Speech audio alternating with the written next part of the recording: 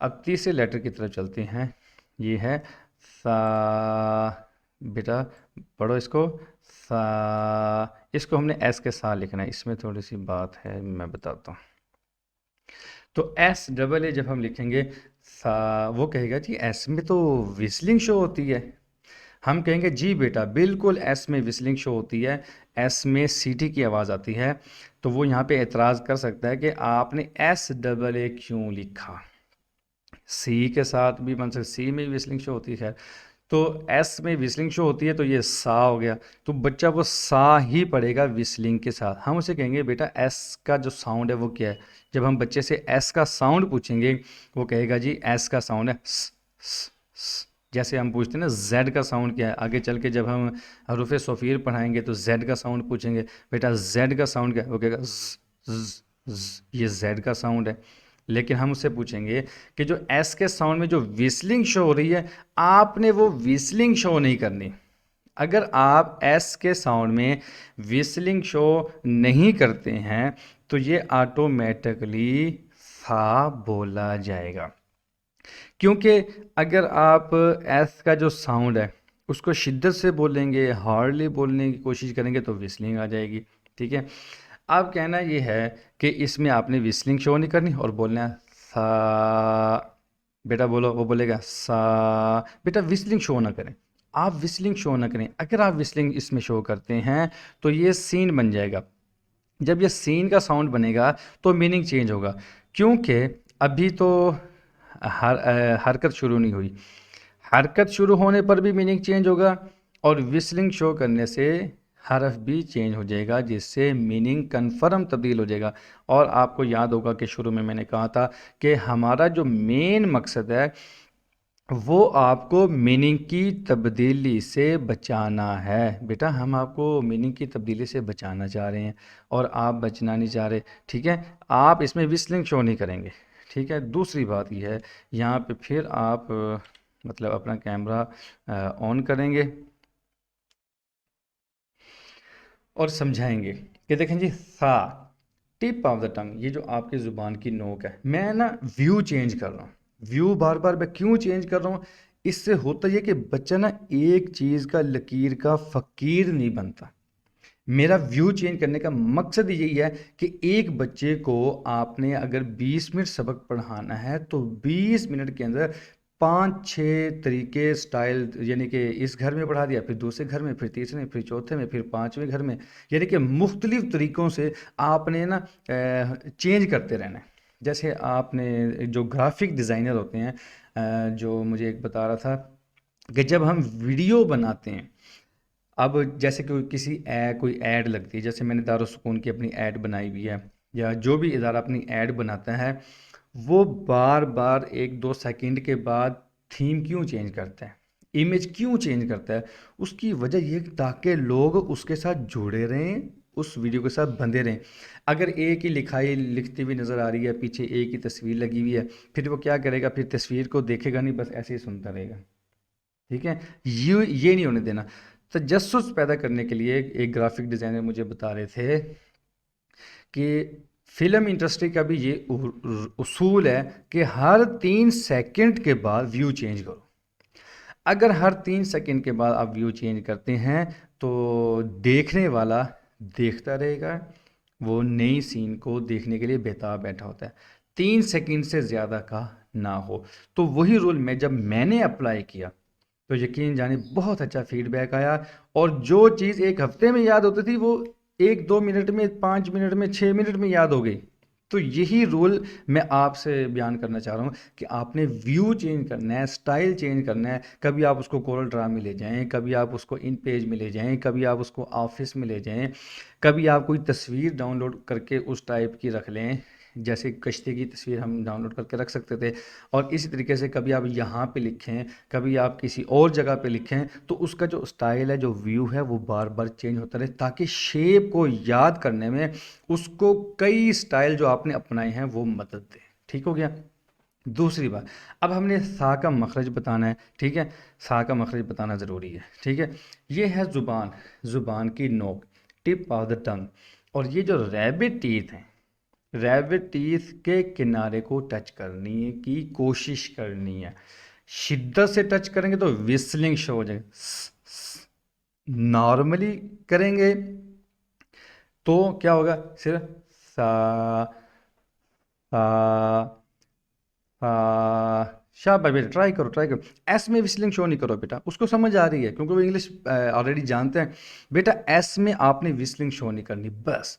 अगर आप एस में विस्लिंग, एस डबल ए में उसको बता देते हैं कि बेटा ये जो एस डबल ए है, एस में जस्ट आपने विस्लिंग को शो नहीं करना, तो ये जो लेटर है सा, ये ऑटोमेटिकली आप पढ़ लेंगे। ठीक है, क्योंकि वो कोशिश करेगा सा, बार बार कोशिश करने से उसको ये बात समझ में आ जाएगी आसानी से। अब चलते हैं नेक्स्ट की तरफ। अब हमने उससे पूछना है कि बेटा सा के कितने डॉट्स हैं, वो कहेगा 3 डॉट्स हैं। वेरी गुड, आप तो बहुत अच्छे बच्चे हो। तारीफ ज़्यादा से ज़्यादा करनी है, उसकी हौसला अफजाई ज़्यादा से ज़्यादा करनी। वेरी गुड, वेल डन, बहुत अच्छे, you are so much great, good job. वो जो जुमले आपको अच्छे अच्छे आते हैं वो आप यूज़ करेंगे। जी, ये वाला लेटर कौन सा था बेटा, वो कहेगा बा। कितने डॉट्स हैं, 1 डॉट है। बेटा किधर है, वो कहेगा जी एट द बॉटम। जी, आगे वाला लेटर कौन सा है, ता। गुड जॉब, कितने डॉट्स हैं, वो कहेगा 2। किधर है बेटा, ऊपर की तरफ है। आगे जो लेटर आ रहा है कौन सा है बेटा, सा। कलर कौन सा है, पर ऑरेंज। बेटा कितने डॉट्स हैं, 3 डॉट्स हैं। अब आपने नेक्स्ट स्टेप की तरफ आना है, आपने कोरल ड्रा में वापस आना है। यहाँ भी अब आपने करना ये है, इसको यहाँ पे लिखें, इसको यहाँ पे।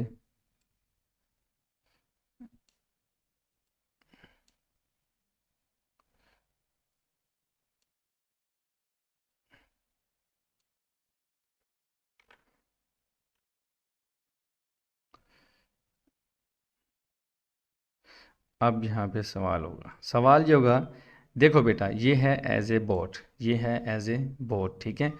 और सबसे छोटी वाली बोट का नाम क्या है, किधर गया,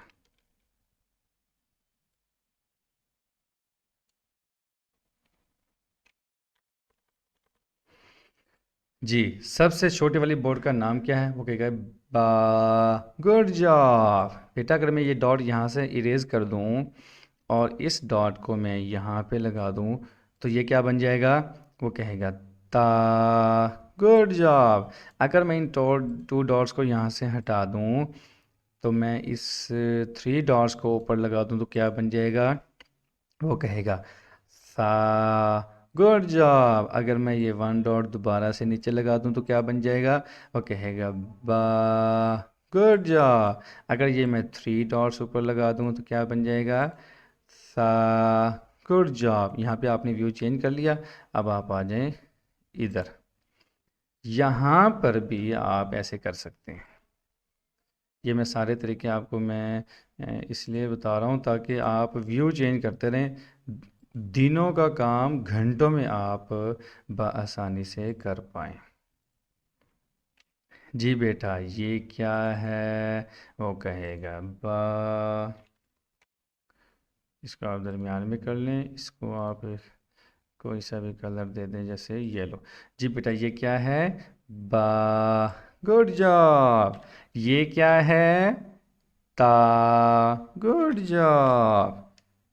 ये क्या है, सा। Good job. ये क्या है, बा। कितने डॉट्स हैं, 1 डॉट। किधर है, नीचे। वेरी गुड, आप तो बहुत जीनियस हो, आपको तो सब कुछ आता है। बेटा ये क्या है, वो कहेगा सा। कितने डॉट्स हैं, 3। Good job. बेटा ये क्या है, ता। Good job. बेटा ये क्या है, बा। Very good. अब उसको वापस ले आए। अब यहाँ पे यही प्रैक्टिकल करना है बेटा। अगर ये मैं बा का डॉट मिटा दूँ, ठीक है, और ऊपर मैं 2 लगा दूँ, क्या बन जाएगा, वो कहेगा ता। Good job. बेटा ये मैं ता के 2 डॉट्स मिटा दूँ और नीचे 1 लगा दूँ, क्या बन जाएगा, बा। Good job. बेटा ये सा का मैं 1 डॉट अगर मिटा दूँ तो ये क्या बन जाएगा, वो कहेगा ता। ठीक है। तो ये है तरीका। आज का सबक हमारा यहाँ पे मुकम्मल हो रहा है अल्हम्दुलिल्लाह। तो आप आज हमने क्या क्या पढ़ा? सबसे पहले हमने पढ़ा कि ये तीनों भाई हैं। नंबर 2 पे हमने पढ़ा कि ये तीनों कश्ती की मानिंद हैं, लेकिन इनके नेम मुख्तलिफ हैं। पहले का जो नेम है वो पा है, दूसरे का ता है, तीसरे का सा है। फिर हमने कलर पर बात की, इसका कलर ये है। उसके बाद हम ऑफिस में आए, ऑफ MS वर्ड में आए। उसके अंदर हमने इंग्लिश के साथ लिखना, पहले हमने डबल ए को मिटाया, बी और बी का मखरज बताया, डबल ए लगाया यहाँ पर हमने, फिर उसको आसानी से बात समझ आ गई।